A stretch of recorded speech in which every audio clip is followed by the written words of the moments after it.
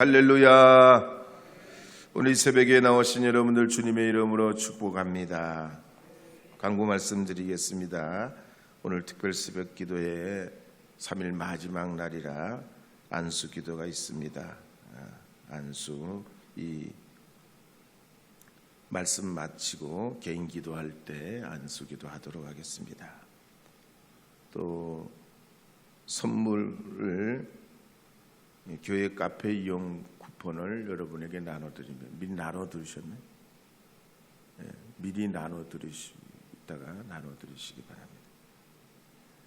그리고 송재숙 권사님이 약밥을 준비해 오셨습니다. 특별 새벽기도 때 되면 늘 우리 송 권사님 약밥이나 떡을 준비해 가지고 섬겨주시는데 감사드립니다.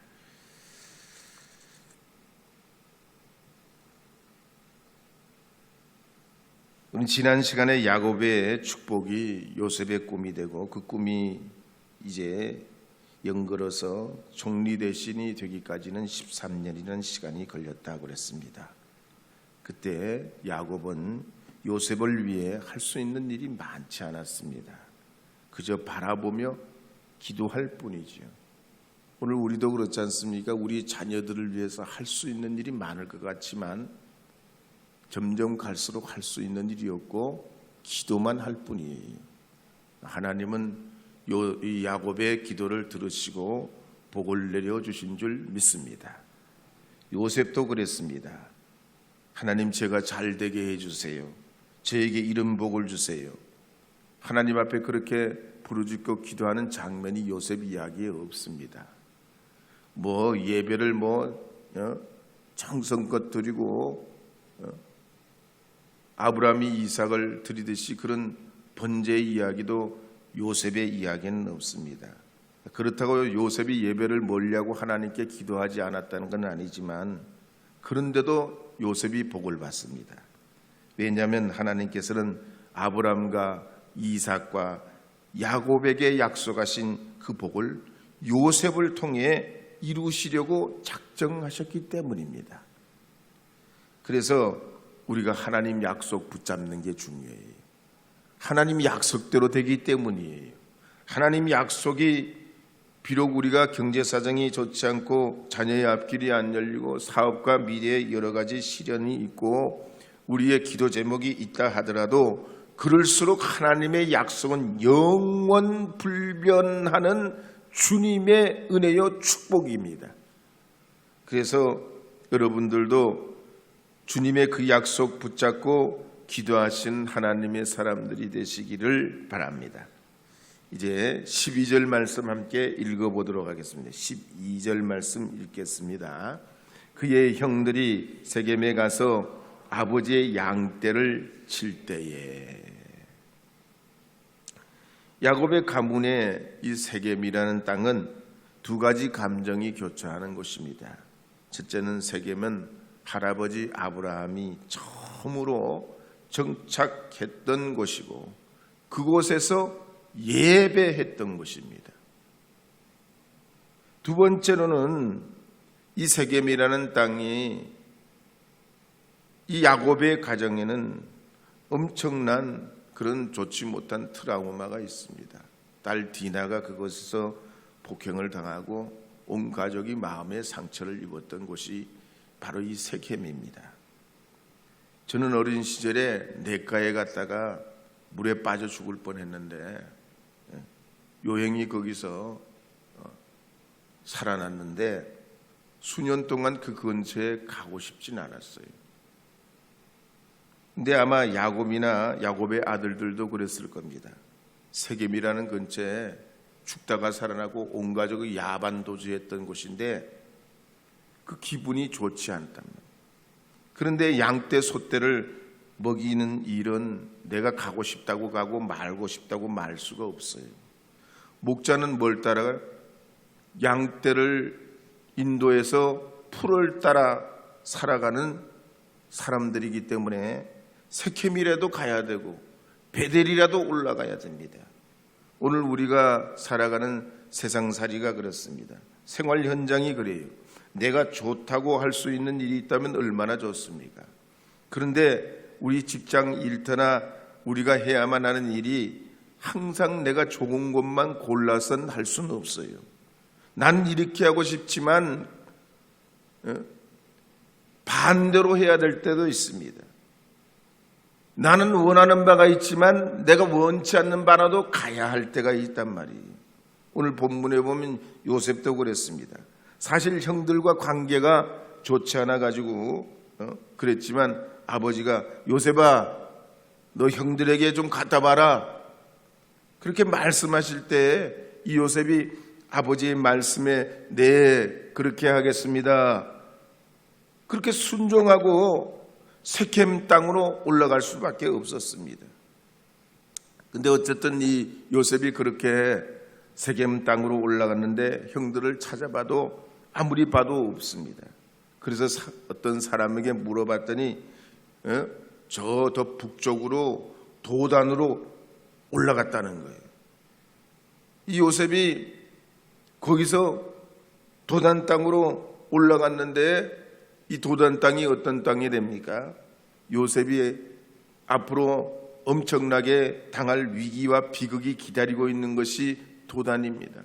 근데 이 요셉은 모르고 그냥 거기로 쫄랑쫄랑 올라가요.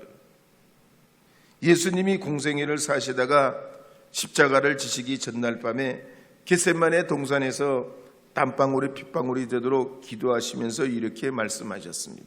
아버지여 만일 할만하시거든 이 잔을 내게서 지나가게 하옵소서. 그러나 나의 원대로 마시옵고 아버지의 원대로 하옵소서. 그렇게 기도하셨습니다.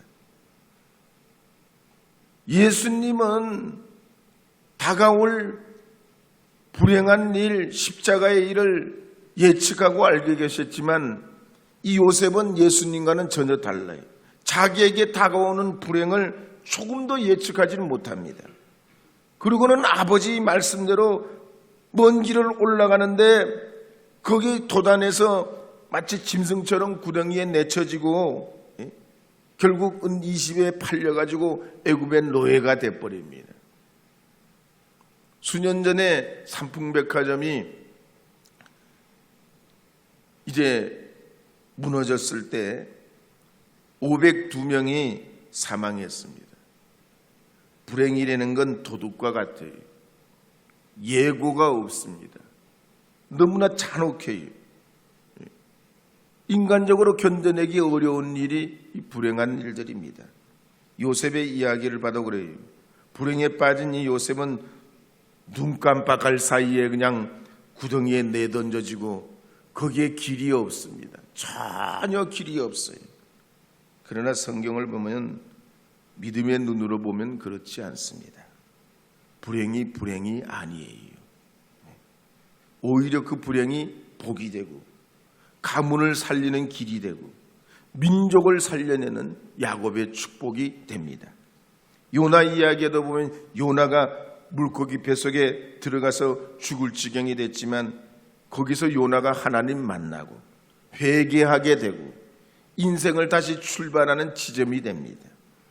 그러기에 오늘 이 새벽에 나오신 여러분들도 여러분의 지혜로 지식으로 세상 바라보면 실망하고 길이 없습니다. 그러나 하나님 주신 믿음으로 말씀의 눈으로 주님의 뜻을 구하고 나아가면 거기에 요셉의 축복이 있고 야곱의 축복이 있고 하나님의 은혜가 있게 되는 줄 믿으시기 바랍니다. 그래서 이제 창세기 37장 18절에서 20절 말씀 다시 한번 읽어보도록 하겠습니다. 18절, 19절, 20절입니다. 요셉이 그들에게 가까이 오기 전에 그들이 요셉을 멀리서 보고 죽이기를 꾀하여 서로 이르되 꿈꾸는 자가 오는도다. 자, 그를 죽여 한 구덩이에 던지고 우리가 말하기를 악한 짐승이 그를 잡아먹었다 하자. 그의 꿈이 어떻게 되는지를 우리가 볼 것이니라 하는지라. 요셉 이야기에 보면 세상 참 무섭습니다. 형제가 형제를 죽일 작정을 하고 죽여 구덩이에 던져버릴 그런 계획을 합니다. 참 세상이 무서워요.